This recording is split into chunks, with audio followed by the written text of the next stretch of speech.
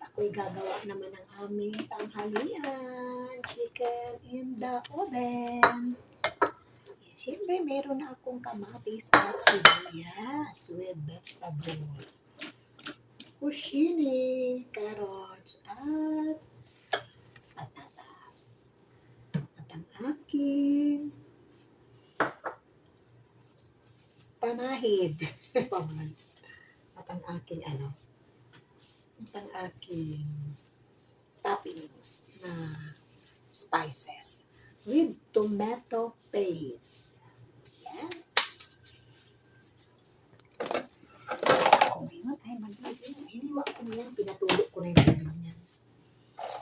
Hiniwa tayo ng ating panglagay sa gitna.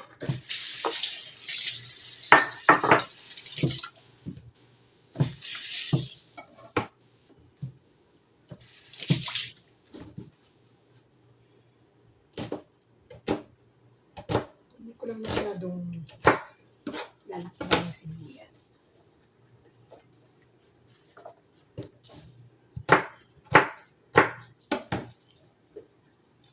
Nag-gloves ako kasi hindi ko nalalagyan ng maraming sibuyas.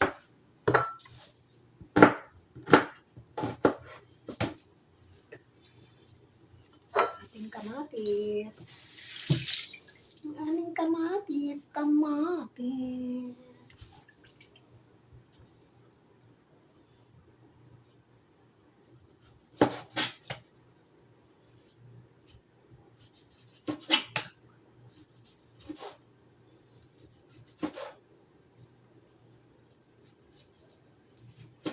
Gloves ko kasi tanggalin ko yung buto.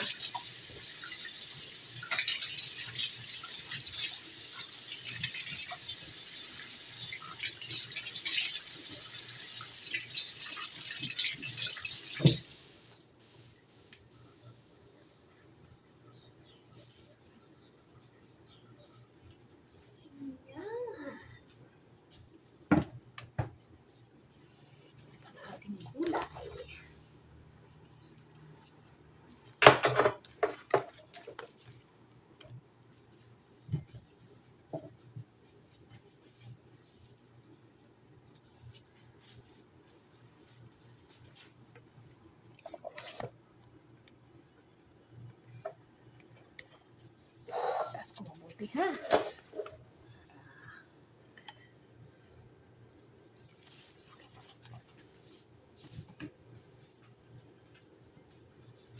Ayan. Lapit natin sa camera. Di pa ako naglinis. Tatapos ko lang nagpopo. Ayan. Yung sibuyas nasa ilalim, tsaka kamatis. Tapos, siyempre, ang ating manok. Ang ating manok ay lalagyan natin ng spices. Iwa ko na yan. Malinis na yan.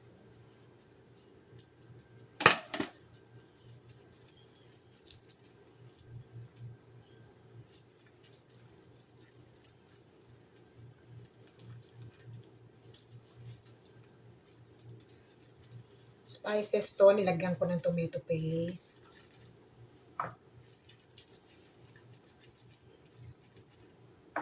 Siyempre, may konting lemon, siyempre. Tapos, patong natin dyan sa ibabaw. Tagal, bago kami nakapagluto ulit ng ganito. Kasi lagi na lang akong chicken breast sa mga bata, lagi na lang nuggets, lagi na lang patatas with meat na nilalagay sa oven. Ayan. Mamaya ko na siya tatakpan pag marinate ko naman na hindi ko na ito minarinate, pero may asin siya. Ayan. Yung gulay lang naman din ang mahalaga dyan.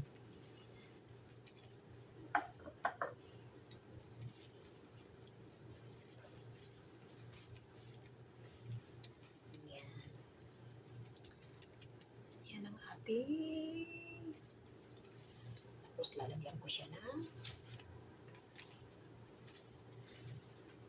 oil.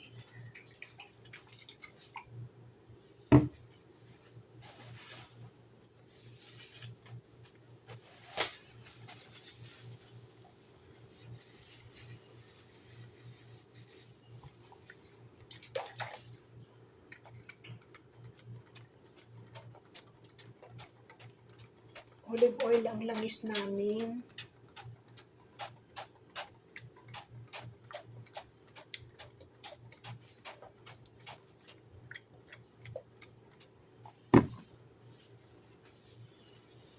Lagyan ko siya ng konting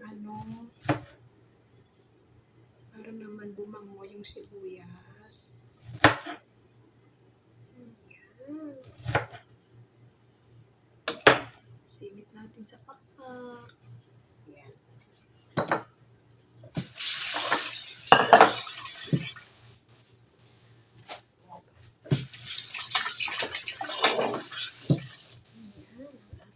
Tanghalian for today. Ayan, ating tanghalian for today. Ang ating napakasarap na chicken with vegetable, and then I put in the oven.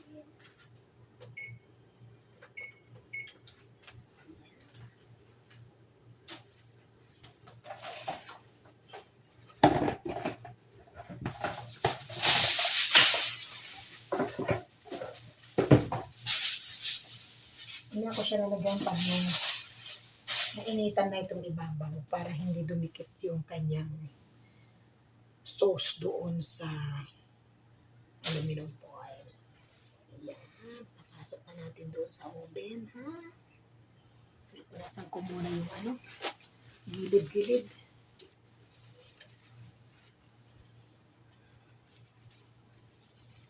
Ayan, mamaya pakita ko naman pag natapos na siya. Ito ay isa sa iluluto ng 1 oras.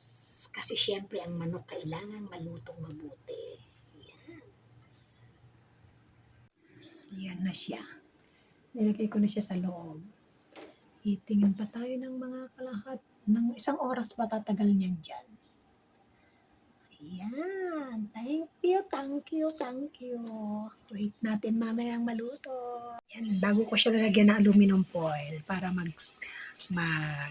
magsabaw siya at maluto siyang mabuti. Kailangan takpan ko na kasi natuyo naman na ng init ng oven yung kanyang sauce sa ibabaw. Yung bang pinampahid, pinahirang ko ng yun na yun. Luto na. Pero tinakpan ko kasi kaya nagkatubig. Nagkasabaw ba? Doon sa gulay galing yan, tsaka doon sa manok. Ayan. Ano na lang yan, bale, salang ko ulit siya, pero pinatay ko na yung oven. Yung init na lang i-in doon sa kanyang konting sauce. Ayan. Ayan. Ating ulam for today. Hindi ako nagluto ng 1 buong manok kasi sayang. Hindi ko rin naman makakain lahat yan. Bali yung chicken, yan breast sa mga bata yan. Yung hita at saka yung pakpak, kay Daisy yan. Tsaka yung gulay sa bata yan. Batang maliit. Lalagay ko ng konting gulay tsaka konting manok. Yan, para sa bata yan. Yun namang chicken breast, yung breast naman niya, para sa 2 makulit. Yan. Yan ang aming tanghalian for today. Yan. Kailangan lang iba-ibang pagkain ng mga bata. Kasi minsan, nagsasawa na rin ako magluto ng palaging ganun, palaging ganito. Minsan naghahanap din yung bibig ko ng ibang lasa. At syempre, yung batang maliit, yun ang importante sa akin. Yung aking maliit na alaga. Ayan, matagal 9:30 ko sinalang yan.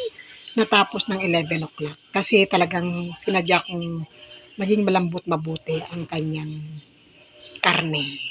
Ayan, para lutong-luto.